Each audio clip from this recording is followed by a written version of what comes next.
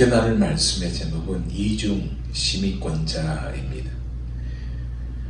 여러분, 우리는 살면서요 세금을 다 냅니다. 세금은 이 세상에서 전체를 유지하는데 절대적인 힘이 있는데, 예를 들면 물건을 살 때라든가 아니면 식당에서 음식을 사 먹을 때라든가 그 안에 계산서를 보면요 항상 세금이 붙어 있습니다. 집이 있으면 재산세를 내고요, 그리고 물세를 내고요, 전기세를 내고요. 그 안에 다 세금이 붙어 있어요. 자동차를 사면 자동차 등록세가 있고, 그러니까 세금으로부터 해방이 될 수 없다는 말입니다. 사실 세금이요 국가와 국가의 그 재반 시설을 유지하는데 사용되는 거예요. 예수님 당시에도 이 세금으로 성전을 유지하고 다리도 보수하고 하여튼 다양하게 사용하였습니다.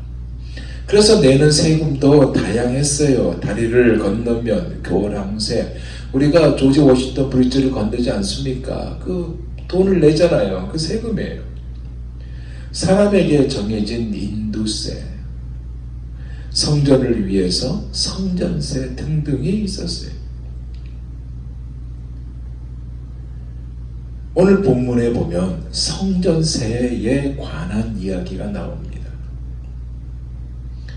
오늘 본문의 내용은 이래요.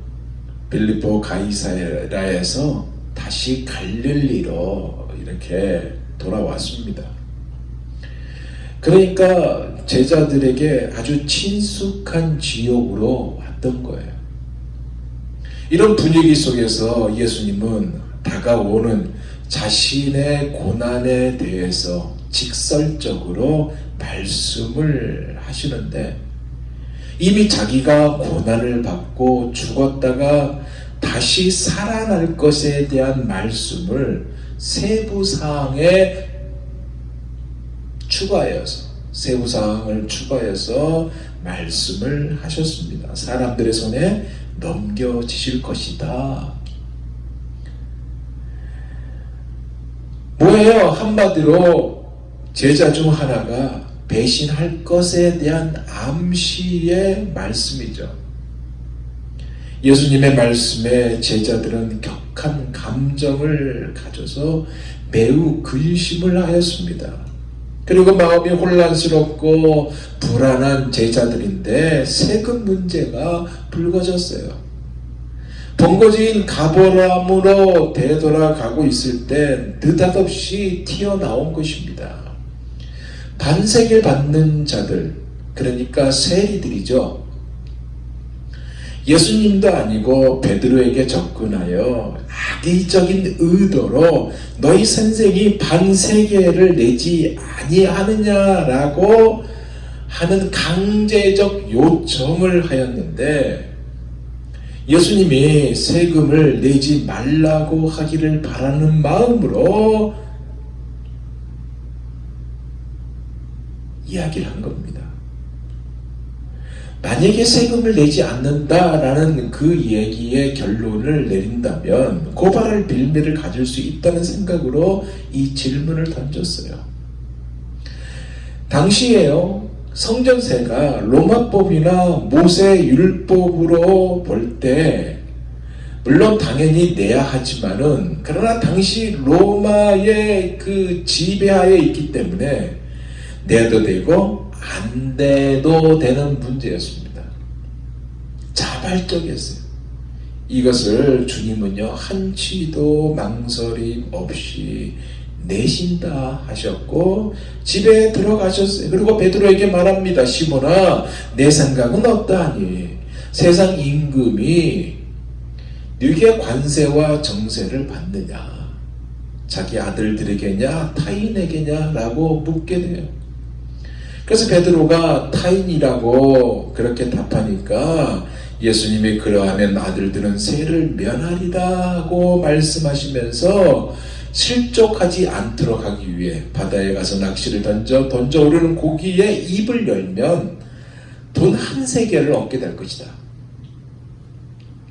그것을 가져다가 나와 너희를 위해서 주라고 하신 것이 오늘 본문의 내용입니다.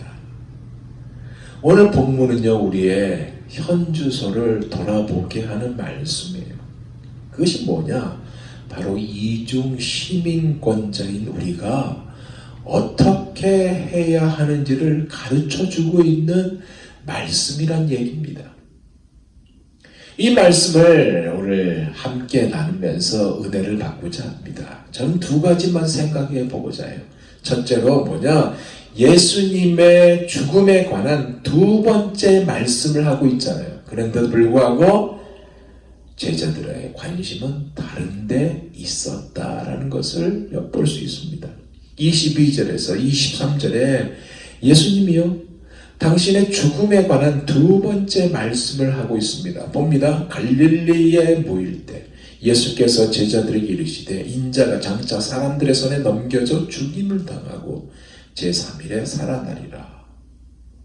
여기 핵심이 있어요. 뭐냐? 사람들이 당신을 죽이게 될 것이나 하나님의 역사로 사흘 만에 다시 살아나시게 될 것이라는 말씀이에요. 즉 장차 다가올 시험에 대비하여 각오를 단단히 하기를 원하는 마음으로 하신 말씀입니다. 그런데 제자들의 반응이 뭐예요? 매우 근심하였다 이거였어요. 이 말은요, 심적으로 커다란 슬픔을 느끼는 근심을 가졌다라는 말입니다. 왜일까요? 관심이 다른 데 있는 거예요. 즉 자기들이 들어야 할 부분, 자기들이 봐야 할 이 관심 분야만을 선별하여 받아들였기 때문에 그렇습니다. 이 말의 예를 들면 이렇습니다. 치과 의사에게 관심은 뭐예요? 이예요. 미용사의 관심은 뭐예요? 머리 맵시예요.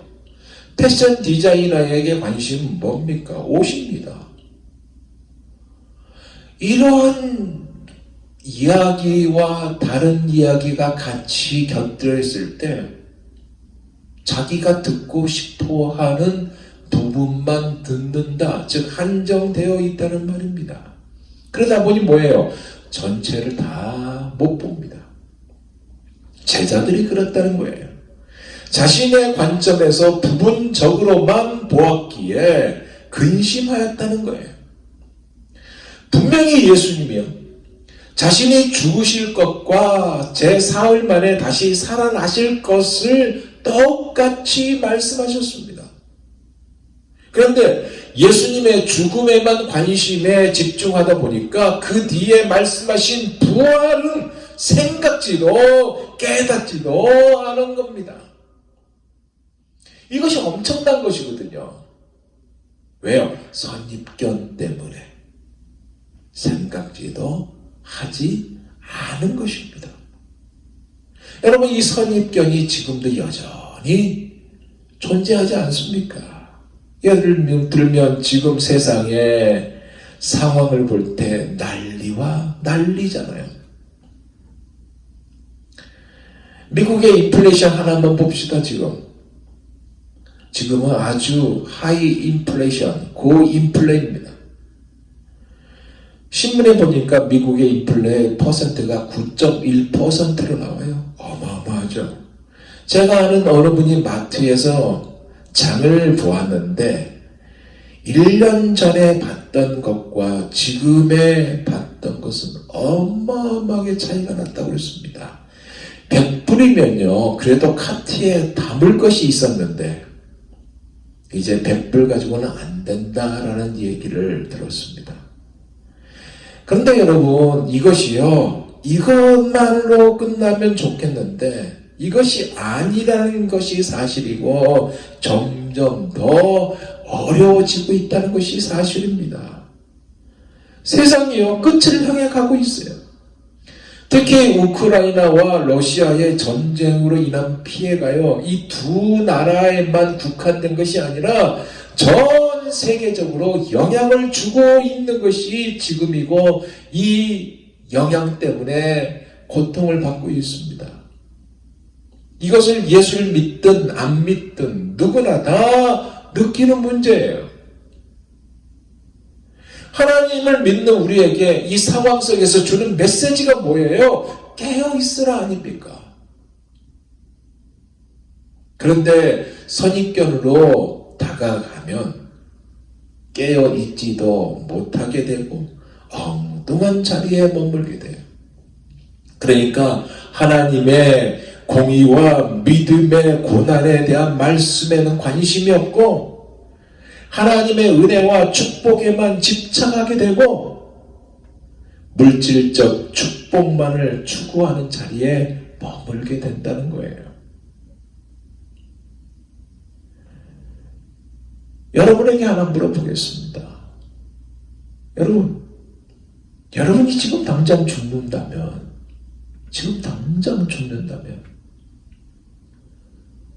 여러분은 천국에 들어갈 자신이 있습니까?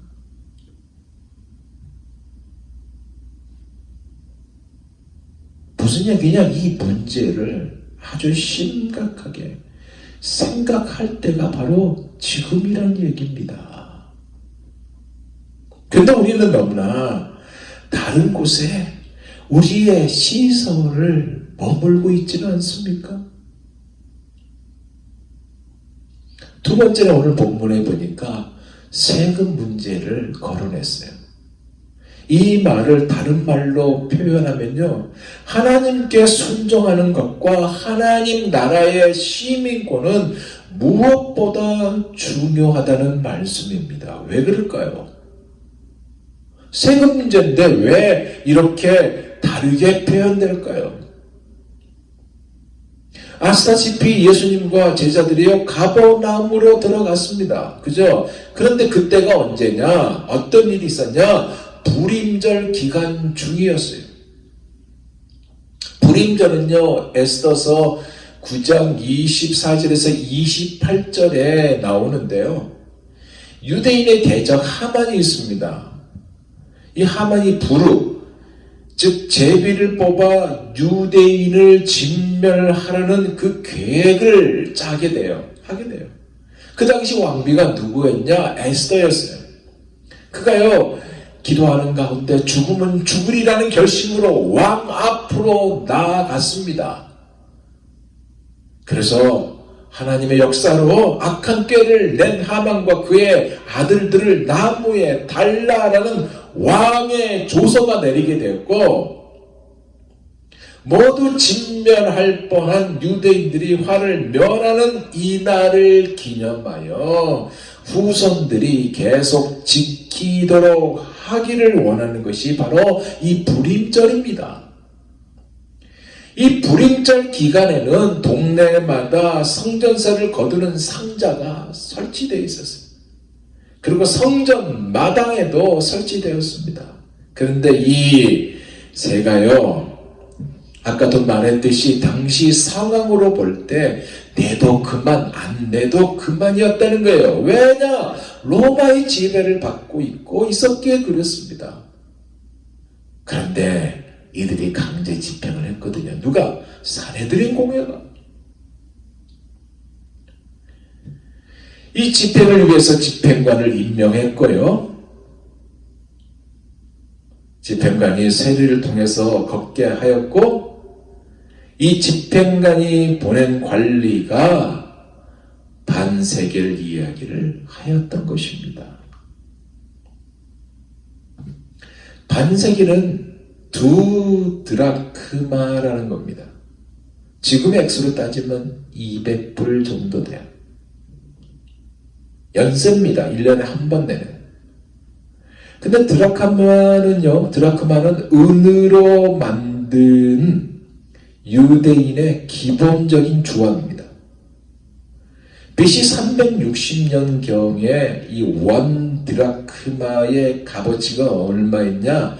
양 한 마리였고, 황소 한 마리는 5드라크마였습니다. 예수님을 대적하고요, 정죄하기에 혈안된 자들이요, 예전보다 더 강하게 공격을 했는데 이 반세겔이라는 성전세를 문제 삼아서 예수님에게 말한 것이 아니라 베드로에게 너희 선생이 반세겔을 내지 아니하느냐라고 따졌던 것입니다. 근데 여러분, 이 반세겔이 가지고 있는 의미가 결국 무엇을 말하는 거냐면, 이 땅의 법이 있잖아요. 이 땅의 법이 하나님의 명령과 충돌할 때는 하나님의 진리가 지배하고 하나님의 뜻이 우선해야 한다는 의미가 내포되어 있어요. 이 땅의 법이 뭐가 있어요? 여러분, 우리가 예를 든다면 운전하다가 경찰한테 만약에 여러분이 티켓을 받았다고 합시다. 웬만한 티켓은 그냥 티켓 받고 거기에 포인트가 들어가고 뭐 인터넷이든 아니면 체크를 보내서 지불하면 되는데,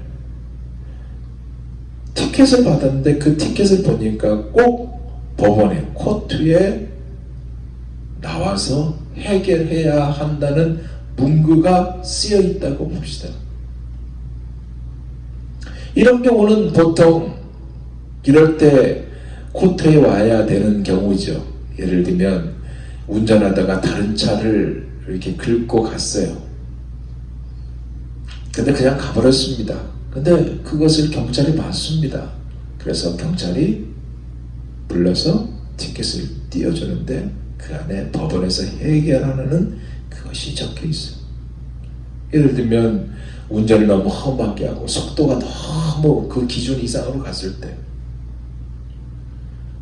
법원에 와서 그 문제를 해결하는 그러한 것을 받게 됩니다. 이렇게 정부가 정한 것이 있기 때문에 하나님의 법에는 저촉되지 않지만 이것이 이 땅에 정한 법이고 이것을 규정에 따라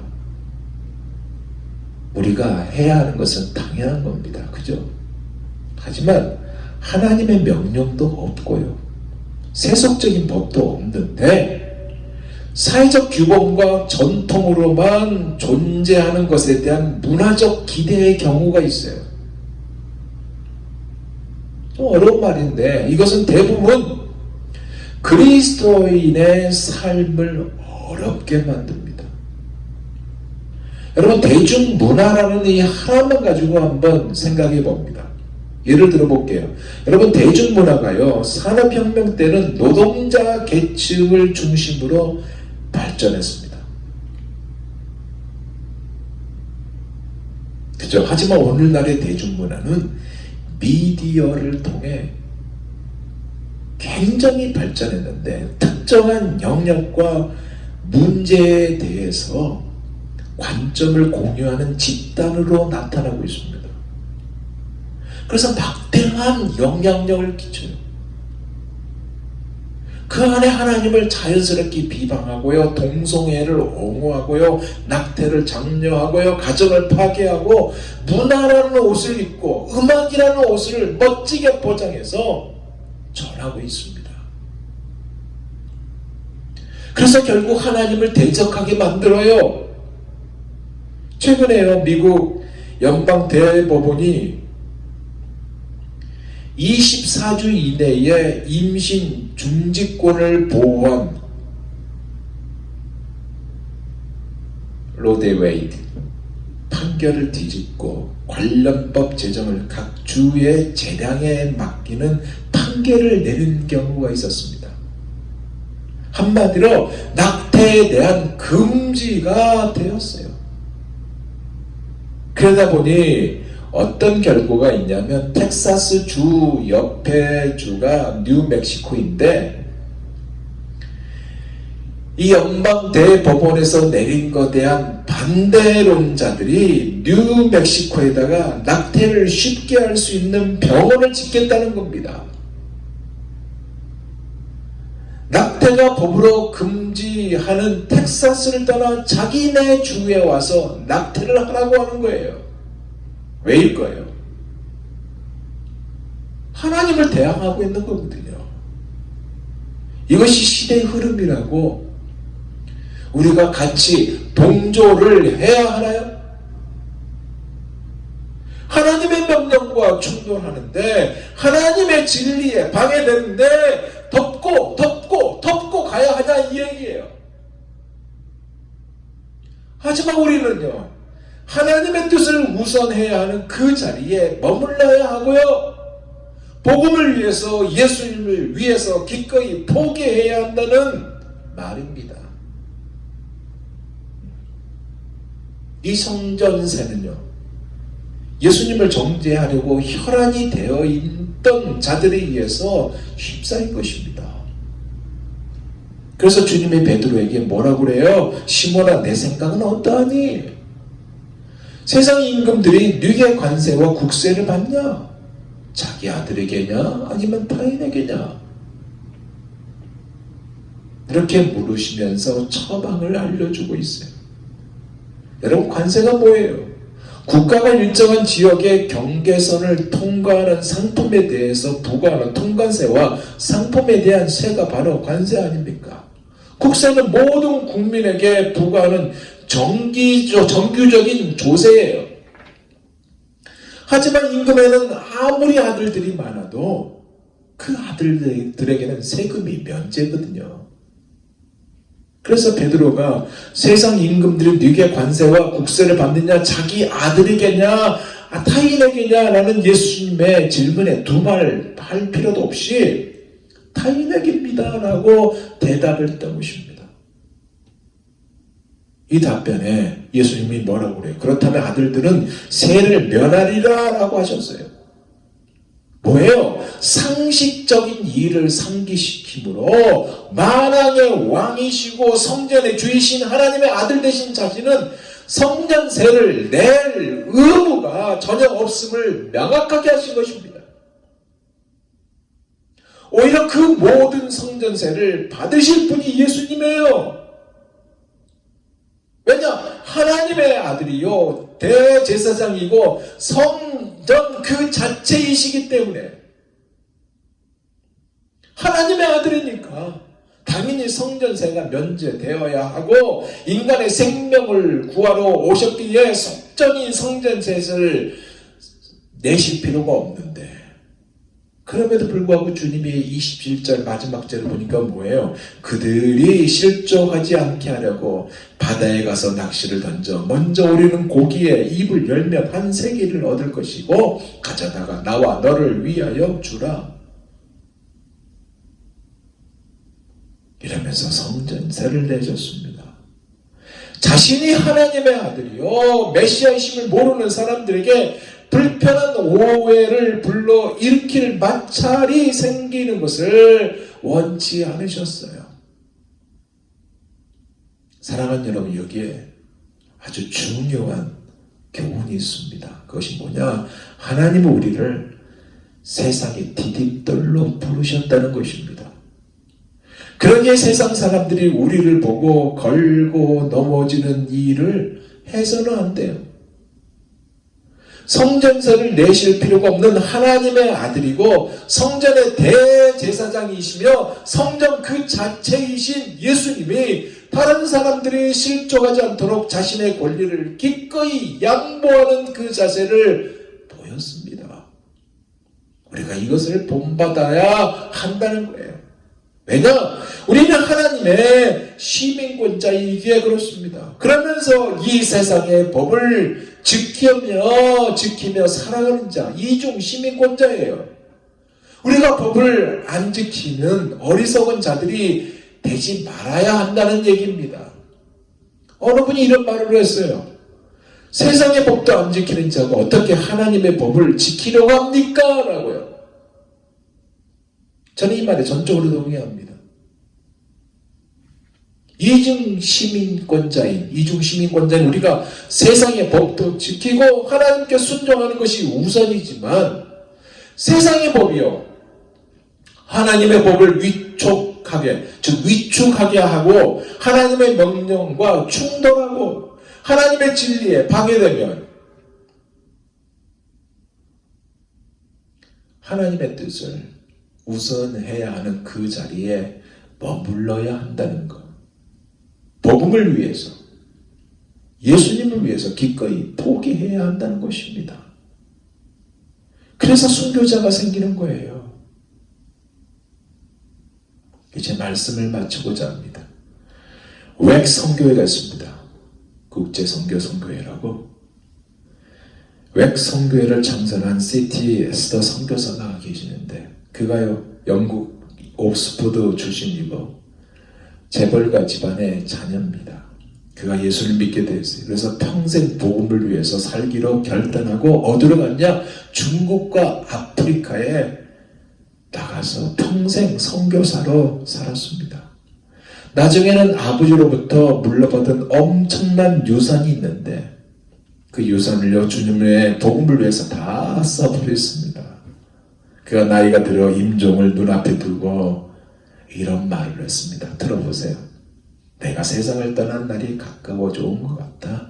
돌아보니 즐거웠던 몇 가지 일이 생각나는데 하나님이 중국에 가라고 말씀하셨을 때 우리 가족들은 다 반대했는데도 하나님의 명령이기에 결단하고 중국으로 건너갔다. 지금 생각하면 얼마나 기분 좋은 일인지 즐거운 추억인지 모른다. 하나님의 나에게 부자 청년에게 말씀하신 그대로 내가 가진 것을 가난한 자에게 다 나눠주고 나를 쫓으라 라고 말씀하셨기에 그 유산을 선교를 위해서 가난한 자를 위해서 다 흩어주었다. 지금 생각하면 얼마나 유쾌한 추억인지 얼마나 감사한 일인지 모르겠다. 여러분 그가 섬겼던 영국 런던의 웩 국제복음선교회 본부 지하실에 내려가면요 수십 개가 넘는 가방들이 바닥과 선반에 가지런히 정리된 채 놓여 있는 것을 볼 수 있답니다. 이것이 뭐냐? 임지로 떠나는 선교사님들이요.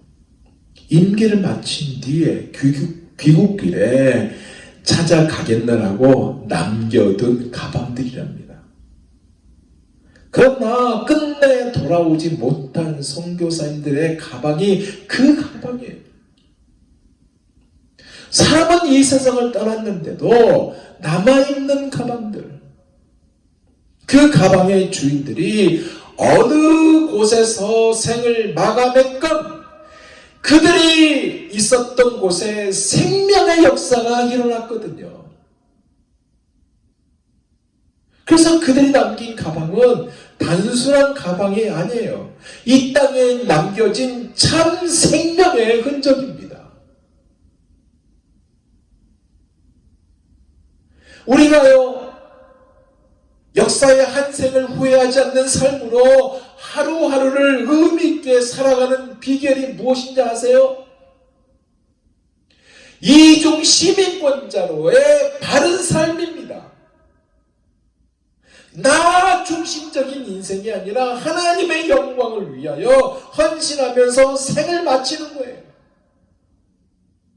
이 땅에 머무는 동안 이 땅에 매어서 허우적거리는 자들이 아니고요. 하나님께 소망을 두고 가장 가치 있는 삶을 향하여 믿음으로 나아가는 인생이 되는 것입니다.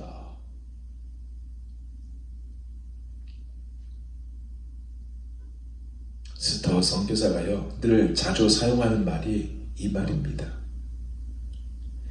예수 그리스도께서 하나님이시며 나를 위해 죽으심이 사실이라면 그분을 위해 내가 그 어떤 희생을 한다 해도 그것은 결코 크다 할 수 없다. 사랑하는 여러분, 우리는 어떻습니까? 먼저 지금 당장 죽어도 천국에 들어갈 수 있습니까? 우리가 이중 시민권자인데 너무나 세상에 매여서 허우적거리지는 않습니까?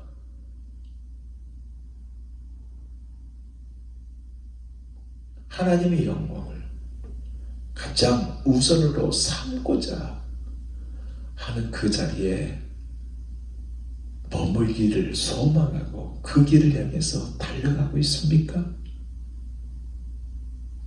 주님이 오늘 여러분에게 이것을 묻고 계십니다.